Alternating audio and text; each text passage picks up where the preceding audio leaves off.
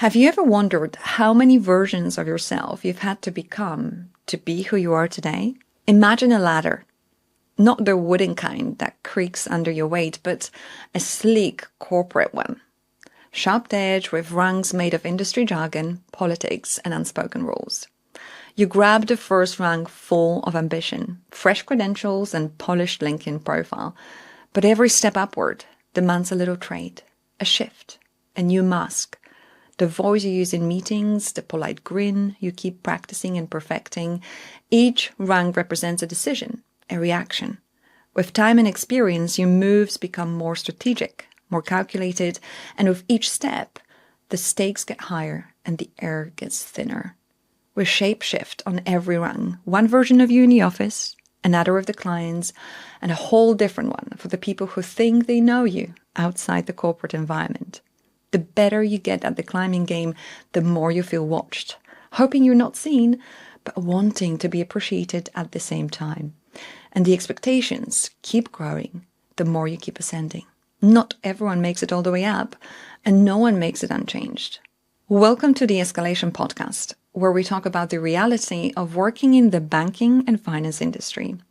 I'm your host, Edita, and today, in our opening episode, we're going back to where it all started, before the titles and identity edits.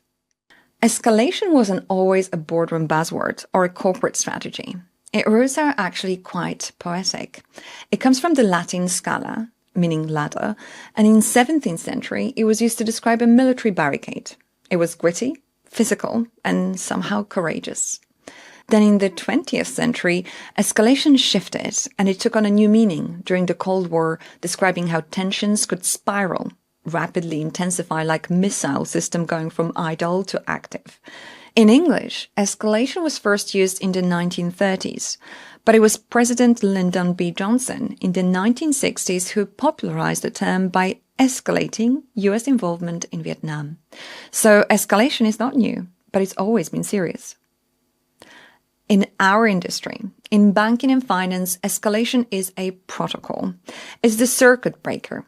It's a concept that describes the industry so accurately, projecting the intensity that we all have felt so many times over and over again. Because when something is wrong, it's how things get flagged and pushed up the ladder. Spotting a material error or compliance or behavior-related issue can shift fortunes in seconds. More serious escalations can trigger internal risk systems, alert legal, hit the emergency phones, and often get messy. But mess is better than meltdown, so we keep escalating. And when we do, voices and memos travel through layers of institutional muscle until the decision lands on a CRO's or CEO's desk. In our industry, escalation isn't just about hierarchy. It's about exposure. It's about power.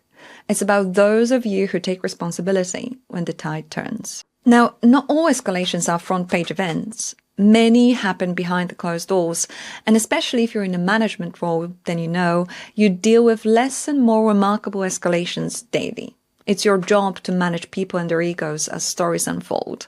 So when compliance flags an issue and it gets escalated to legal, and then the front office gets involved and the whole thing catches fire because the client needs a solution now and you are the decision maker to whom all roads lead, you're not surprised. This is your typical Tuesday and it's all about risk management. These micro-escalations shape how the industry operates. They test internal culture, reveal power dynamics, and often determine whether issues are resolved swiftly or left to fester. I'm sure you've experienced both scenarios. Escalation is a delicate flower. Escalate too early and you risk creating unnecessary tension. Go in too late and you're part of the problem.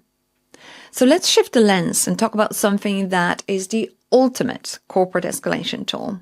Those emails with red exclamation marks. The power these little symbols hold is quite extraordinary and can make or break your day, if you let them, of course. In our industry, adding urgent or time-sensitive or please read an action now in a subject line can send people into a frenzy and state of heightened alert. I actually remember when I was at Credit Suisse, receiving escalation emails with no content, but just an exclamation mark or a question mark in the subject line. When you see that subject line, you don't just want to read the email, you react. Your heart rate increases, the pressure is on, and that's the whole point. Escalations through emails are a psychological trigger. They ramp up the urgency, they demand attention, they shift your focus, and let's be honest, they create anxiety. Again, if you let them. But here's the catch. From my experience, 9 out of 10 times, the issue is not urgent. It does not require escalating and can be probably resolved by picking up the phone and having a quick conversation. So how much of that urgency is real and how much of it is a result of the pressure you feel under to just escalate is a matter of debate. So why do we escalate? Sometimes it really is urgent and requires attention of key stakeholders. Sometimes it's ego. And sometimes it's fear of being wrong. Psychologists call it escalation of commitment. The idea that we double down, throw good money after bad, because turning back would mean admitting we're wrong. So we escalate to prove we're right. But unfounded escalations are not relationship building. They impact people involved and can fracture teams and destroy trust. Think about the impact on departments, the individuals, the carefully selected names that we handpicked to appear in the CC line. Escalation carries an emotional weight. It can feel like an accusation, like scrutiny. It lands in inboxes with tension. And sometimes people carry that stress and grudge long after the issue is resolved. It's certainly something that I've observed. Yet perhaps that's the paradox, because escalation, for all of its discomfort, might be the only real mechanism to get things done in our industry where not everyone is equally accountable, where we do feel sometimes that it's not my role or it's not my job to do certain things. So when indifference rules, is escalation the only antidote? To be honest, since leaving the corporate environment and starting my own business, I've not been fully escalation-free. But I've got a different perspective. I'm an observer now. I get to witness escalations and sometimes help with solutions. And there are a few things that I've observed. Firstly, there is power in pausing. Escalation doesn't always have to be a fire drill. It doesn't have to come with an exclamation mark on an angry, passive-aggressive email. Sometimes the best way to deal with an escalation is to pause, breathe, and think about the long-term impact of what you're about to do. The key is knowing when and how to escalate appropriately and when to resolve things on your own. And nobody really teaches us that on your first week in. The standard onboarding is all about health and safety training. Here's how to leave the building in case of a fire. Here's our compliance policy and products and services training. But there is no, here's how to escalate appropriately and write emails that don't spread panic without a reason guide. Escalations should be strategic, not knee-jerk reactions. And not just because you can. Escalate because it's the best course of action. Take time to consider, is this something that can be solved at a lower level? Or is this something I can fix? Or does it really need the attention of someone higher up? When you handle it with intention and humility, you avoid unnecessary tension and confusion. Knowing how to escalate with clarity and empathy, not chaos and anger, is a very useful skill. But why am I really showing up here today talking about all this? For visibility? For attention or likes? Some of you may think so, but actually starting this podcast was more than just another project. It felt more like a calling. We consume so much content nowadays, and there are so many interesting voices. Day trading attention is more than just a trend. It's a way of being.